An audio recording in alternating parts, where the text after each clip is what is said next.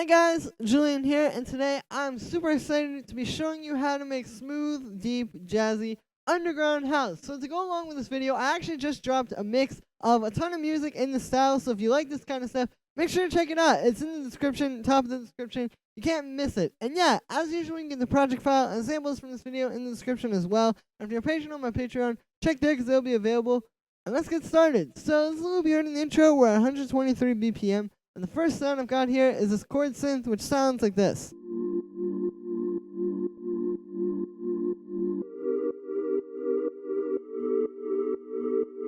So the way I made this sound, I will show you the chords first. Basically, here they are. It's just 3 chords. It's this G minor 7, and then this C minor 7, and then this chord, which I believe is B7. So with these kind of chord progressions, usually, these are the type of chords you want to use, like major and minor 7th and 9th, and even beyond like 11th and all other kinds of like diminished chords. But yeah, just something other than like basic major and minor triads. If I turn off these extra notes on top here, you will kind of hear this. Like if these are just basic major and minor triads.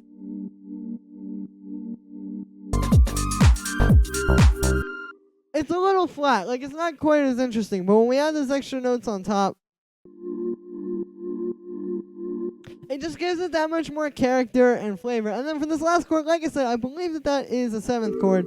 I'm not entirely sure. I'm not the best with music theory, but I know that it sounds good. So that's kind of like the thing here. I noticed with this style of music, it's very much about your approach. And the approach that you want to have is just kind of like free. Like, don't try to limit yourself and say, like, I don't know how to do this, or I don't know how music theory works, or whatever. Like, I can't write jazzy chord progressions. Just play around. Like I said, in this case, I just wrote some minor 7th chords. And then I added this extra one here that sounded cool. And that was how I wrote that. So for the sound on this one, I made it with analog. So you can see what we've got going on here is I've got a sine wave and then a saw wave. And those are going into this low pass filter. And so the low pass filter is what's cutting off the saw wave. So then it sounds so saw wavy. If I turn this off, you can hear that in there underneath the sine wave. But then another thing we're doing this is you can see I have this resonance boost. So that's what's giving it that kind of like warm overtone. So yeah, then after that I've got the amp envelope set like this, and then the last thing I have in analog here is I've just got a bit of vibrato. You can see I've got it on 73%, and then the rate is pretty high, and that's what's giving it like just that extra kind of warbly character. Here's what it sounds like without it.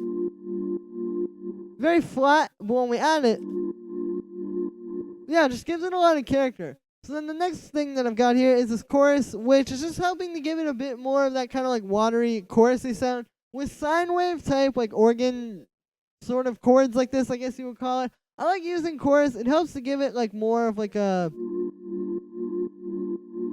kind of deep sound. Then after that, I've got this echo. And when I'm doing this echo, as you can see, I've got it set to milliseconds, and I've got the left and the right here doing 2 different things. So what happens when you do this is basically you get a wider stereo image. It's very similar to the Haas effect. The way the Haas effect is working is you're hearing the left and right signal of a sound at like 2 separate times, and because you're hearing them at 2 separate times, you're getting this big wide stereo image because your brain hears it as one thing that's just very wide. So it's a really similar effect here. Basically, yeah, by having these at 2 separate times, your brain is sort of noticing more what's happening in each ear, and thus you're getting a wider stereo image. So you can hear it's very subtle when I turn it on and off, but yeah, definitely an important effect there. And then the last thing I've got on here is just this compressor side chaining into the kick. So that is it for the chords. The next sound I have here is this lead, which sounds like this.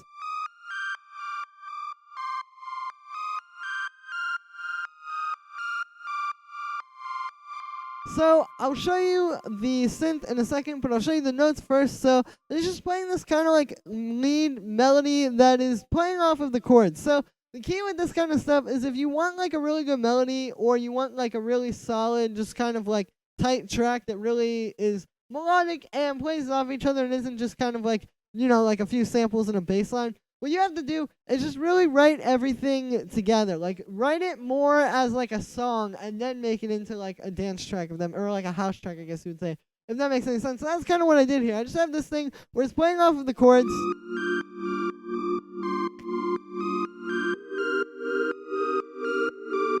Because you can hear in this part where it's just playing that one chord for these two bars here, that area, it's playing like this kind of dynamic pattern where it's going up and down. And then when we get to these last 2 bars here, where it's just playing, where it's switching between a chord each bar, yeah, you can see it also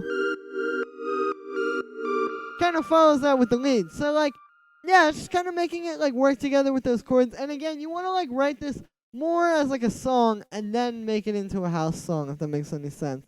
So then for the sound on this one, I made it with operator. So what I've got here, as you can see, I've got a sine wave, and then I've just got a bunch of other sine waves here, doing some FM with that. So you can see, pretty simple, nothing really too crazy, but this is a nice way to create kind of interesting textures because, like, if you just use a saw wave or a square wave or even a sine or a triangle wave, like, they just sound kind of basic. Like, they're used so much, they're so common. I mean, obviously, they're like the most basic waveforms. Yeah, it just doesn't really sound that interesting to me, but when you use FM synthesis to create kind of like your own waveform, you can still get like what you would want from like a saw wave or a square wave, which is like a bright sound that really cuts through the mix, but it's a little bit more unique. And I feel like this kind of has more of like that vintage kind of like old school house sound as well, more so than just like a saw wave would. But then after that, I've got a bit of this LFO here, so you can see it's at 7.9%. I've got the rate up a bunch, so I'm using this for a bit of vibrato. I've got this on the pitches of every oscillator. And yeah, you can hear it's just kind of doing that vibrato on the sound. Then after that, I've got this echo, which is working the same way that one I showed you on the chords is working. Basically, it's just at 2 separate times. You can see this one is a lot more drastic though. On this one, I've got the left ear at 224 milliseconds, and I've got the right ear doing dotted quarter notes, so you can hear. It's got that wide stereo image, but it's just a lot more pronounced with this, which makes sense. You know, we're kind of stacking it. Like, this one is pretty wide, but not as wide as the lead. And then the lead that we really want to be in the front of the mix and to be something that's really calling your attention is the widest sound. So then after that, I've just got a compressor side chaining into the kick, and then I have an EQ8 cutting out the low end, and that's it for the lead. The next sound we have here is this bass, which sounds like this.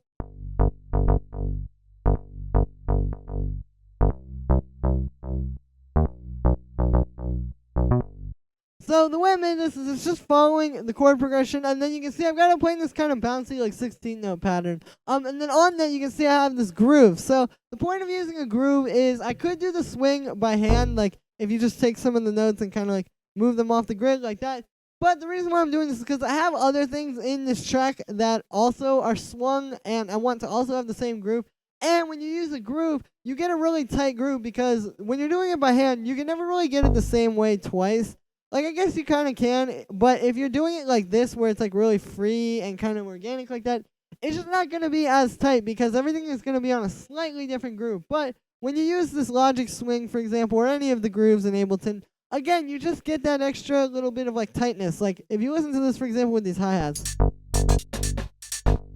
like everything's just happening on the same groove, and it sounds really tight and clean and just works really well for the style. So for the sound on this one, I made it with operator, and what we've got going on here, as you can see, I've got a saw wave, and then I've got these sine waves on top of it, doing some FM. So kind of similar to what I did with the melody. It's kind of sounding like a saw wave, but we get a little bit more of an interesting feel to it by having the sine waves. So then after that, I've got those going into a low-pass filter, which you can see has a bit of an envelope on it like this. And yeah, that's what's giving it like the pluck. If I turn this off, not quite the same sound, but when I turn it on there, it's making it a lot smoother and making it kind of like that plucky bass sound. So then after that, I've got the saturator. And the saturator is set like this. I've just got a bit of drive. It's really simple. It's just kind of like adding a bit more texture to the overall sound and beefing it up a little bit. So then after that, I've got this EQ8. And what the EQ8 is doing is it's beefing up the low end. The sound didn't have the best low end, especially if I turn off that saturator. Like, that's just not really that hard hitting. So when I add this, you can hear it just beefs up that low end a little bit and kind of like boosts it and puts it to the level I would want it to be. So then after that, I've got a compressor, which is just side chaining into the kick, and that's really it for this bass sound. Pretty simple there. So the next thing we have here are these hi-hats, or this percussion drum rack, as I will call it, which sounds like this.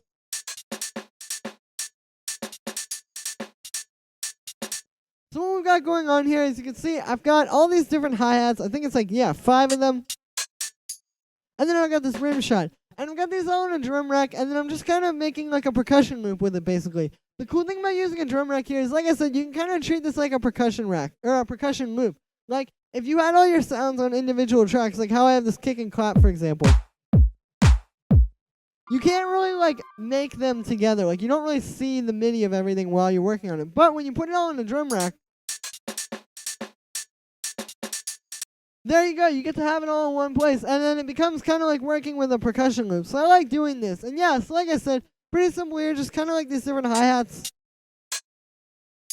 And then I have the rim shot as just kind of like an extra little percussion thing. And you can see I also have the groove on there. So that goes back to what I was saying with the bass. If you want to have a really tight groove throughout your track, use the same swing on everything as opposed to just going in and moving the individual notes yourself. So the only effect I have on the drum rack is just this EQ8, which you can see is doing this. So I'm cutting out the low end here, and then I'm just boosting the high end. So if I turn these off, and I'll show you kind of what's going on, you can see there's a bit of low end in there that I didn't really want, so I cut that out. And then the high end boost just helps to bring out that little bit of like crisp high end on top of the sound. So yeah, that is it for that. The next sound we got here is the shaker, which sounds like this. And so what this is it's meant to kind of be like a different juxtaposition to, or it's meant to be juxtaposed with these very rigid and sort of like programmed sounding hi-hats. We have like this, which like I said, is very rigid and programmed sounding. But then when we combine it with this really organic hand-played shaker, we get kind of a nice combo, and it brings in the like jazziness a little bit more as well, because jazz is all about like the human touch, and yeah, having something organic like this that was played in live really helps for that. So the only effect I have on there is just a compressor side chaining into the kick. It just kind of helps lock it into the groove a little more. You can hear, and yeah, that is it for the shaker. Next sound I have here is this clap, which sounds like this. So all this is just this kind of nice, like, sort of mid-rangey clap that I found, and I just brought it in here, and then you can see I've done a little bit to it. So I've got the saturator on here. You can see I've got the drive up pretty high, and I've got the bass frequency up a little bit as well. This is just kind of giving it more crunch and making it hit a little bit harder, and kind of, yeah, just tying it all together there. And then I just have this EQ8 on it at the end of the chain, which is cutting out the line, because you can see there's a little bit of it, and I just like to get rid of it and make sure it's not getting in the way of anything else. So the last sound I have here is this kick, which sounds like this.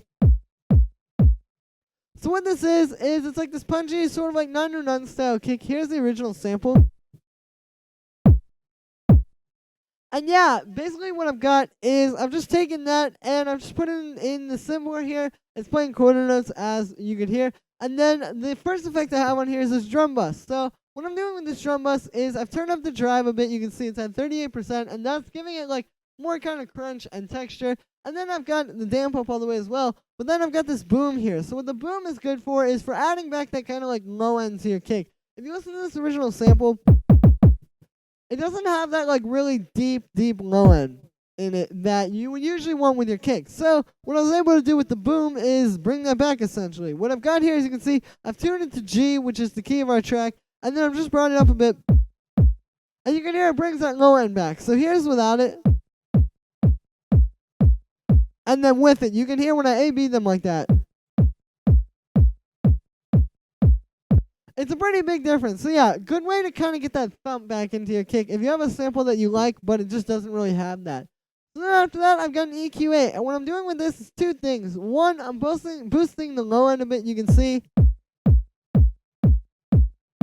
Just kind of helps to bring that out a little bit more. And then I've got this cut at 297 hertz. So like basically between like 2 and 300 hertz.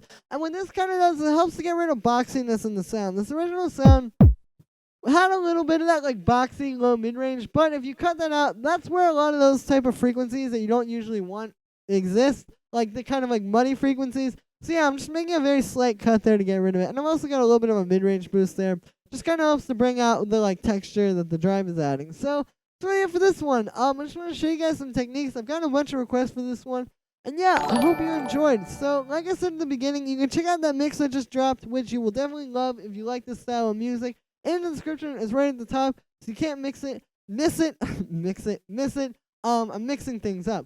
And yeah, so that's gonna be it for today, guys. As usual, you get the project file and samples from this video in the description, and if you're a patron on my Patreon, check there because they'll be available. Make sure to like this video as well as subscribe, and let me know what you think of this video in the comments.